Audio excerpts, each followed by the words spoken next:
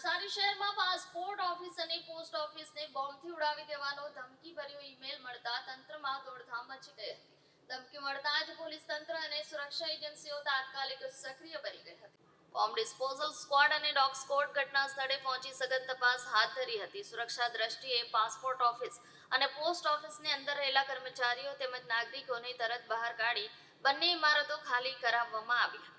આ ધમકી અંગે જાણ થતાં જ નવસારી પોલીસ વિભાગના ઉચ્ચ અધિકારીઓ પણ સ્થળ પર પહોંચી પરિસ્થિતિની સમીક્ષા કરી હતી। બોમ્બ ડિસ્પોઝલ સ્ક્વોડ અને ડોગ સ્ક્વોડ ઘટના સ્થળે પહોંચી સઘન તપાસ હાથ ધરી હતી।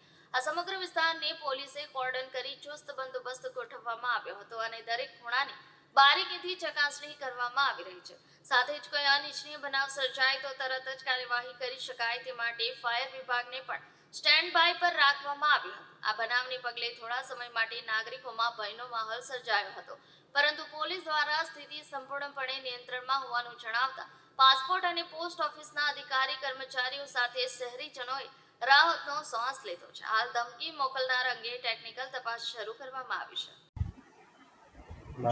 મારું નામ Yogesh Lamana, assistant superintendent of post office Navsari division. આજ રોજ રિજિનલ પાસપોર્ટ ઓફિસ સુરત તરફથી અમને એક ઈમેલ મળ્યો હતો, જેમાં નવસારી પોસ્ટ ઓફિસના જે કમ્પાઉન્ડ છે એમાં પાસપોર્ટ સેવા કેન્દ્ર ચાલે છે, એને બોમ્બથી ઉડાવી દેવાની ધમકી મળી હતી।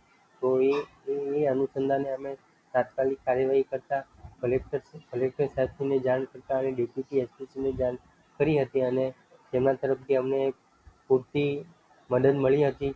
એમ્બ્યુલન્સ બોલાવવામાં આવી હતી, ફાયર બ્રિગેડ પણ આવી હતી અને બોમ્બ સ્ક્વોડ પણ આવી હતી અને ચેકિંગ કરતાં છેવટે કશું મળ્યું નહોતું અને અમારી તકેદારીના પગલાં રૂપે આ કરવાની જરૂર પડી હતી।